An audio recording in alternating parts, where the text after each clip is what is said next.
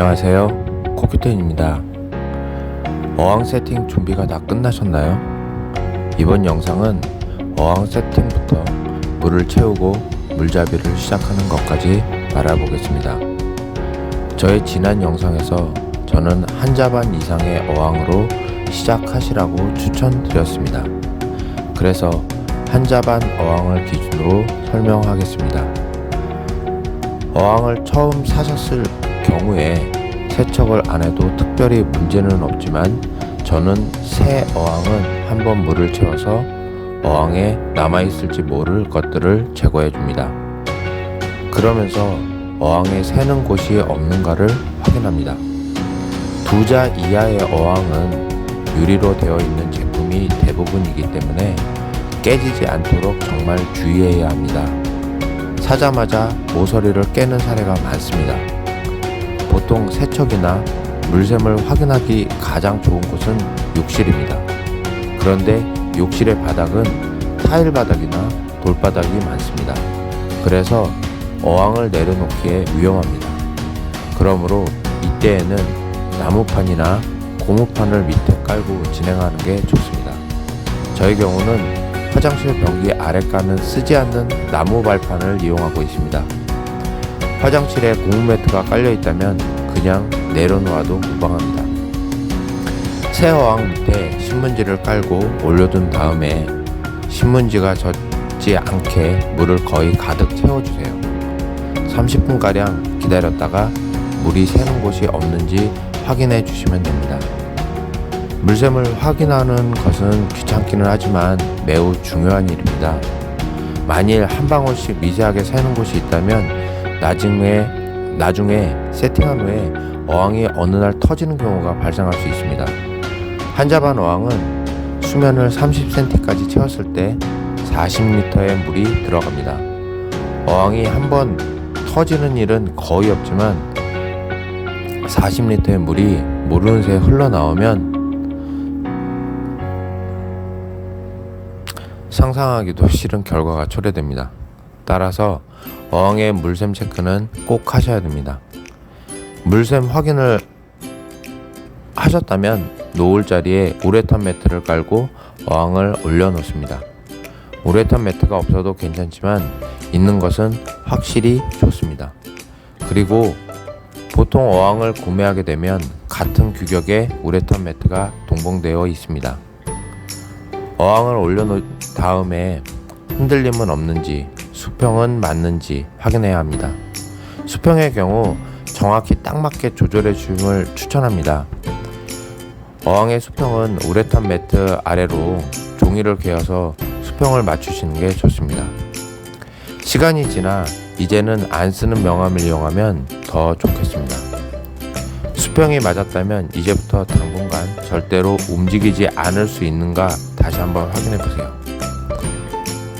세팅된 어항을 이동하기는 매우 어렵기 때문입니다. 자리를 확실히 잡았다면 이제부터는 바닥재를 넣어줍니다.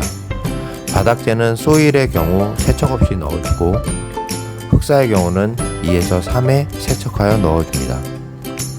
바닥재의 높이는 어떤 어항 환경을 생각하느냐에 따라서 달라지지만 3에서 5cm가 평균적입니다.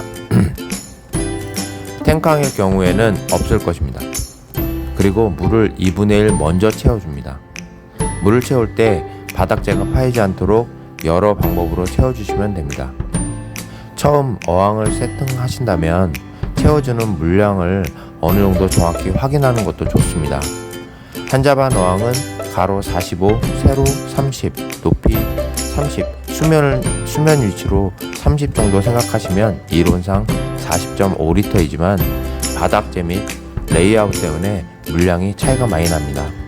그래서 반드시는 아니지만 실제 투입 물량을 확인하시면 나중을 위해서라도 좋습니다. 2분의 1 정도 채웠다면 이제부터 예상 수위에 맞춰 여과기와 히터를 설치해 줍니다. 그리고 어항에 히터, 여과기, 레이아웃 등이 모두 끝나 물을 가득 채우기 시작합니다. 이때 목표 수면을 체크해 놓고 채워가면서 실제 투입 물량을 확인합니다. 만일 설치하는 여과기가 스펀지라면 스펀지는 꾹 눌러 공기를 빼주시면 더 좋습니다. 대부분 분들은 수돗물을 채우게 됩니다.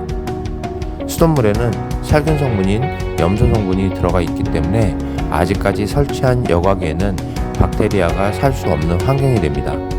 이때 채운 물을 4시간 정도 콩도를 넣어주고 기포기로 공기를 불어 넣어준다면 염소는 거의 제거가 가능합니다.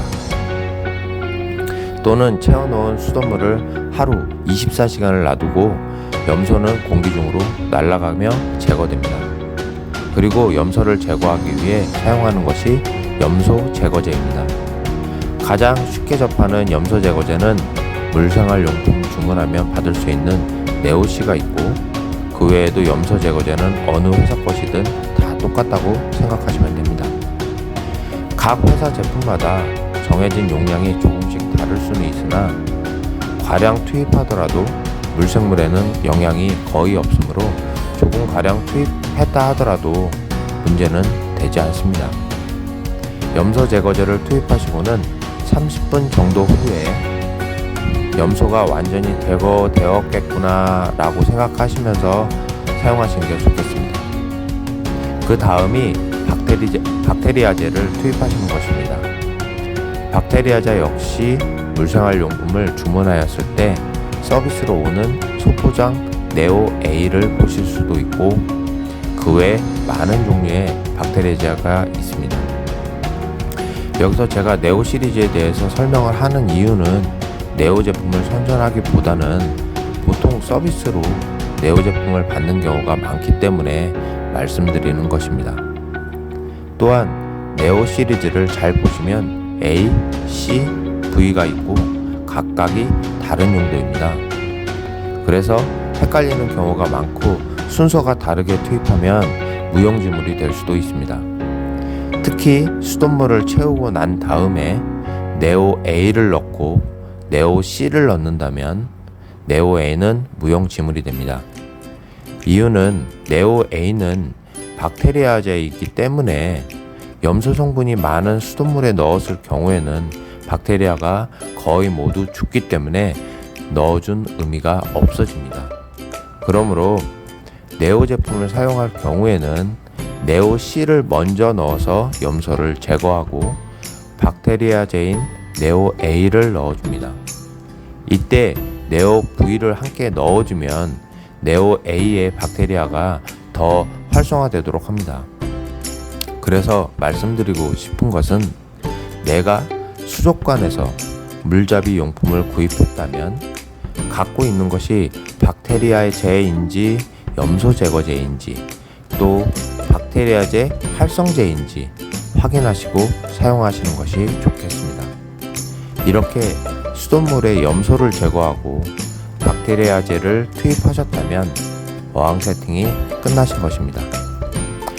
그러나 아직 물잡이는 시작되지 않았습니다. 물잡이는 생물이 들어가면서 그때 시작되는 것입니다. 물잡이 생물이 들어가지 않은 어항은 사이클이 돌지 않게 됩니다. 물잡이 생물이 없어도 물잡이를 시작하는 방법은 여러 가지가 있으나 물잡이를 시작할 때 가장 빠르고 확실한 방법은 물잡이 생물을 넣어줄 때가 가장 좋습니다.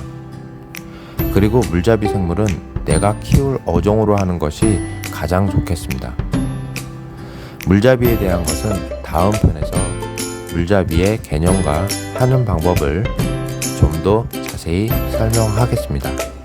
지금까지 시청해주셔서 감사합니다.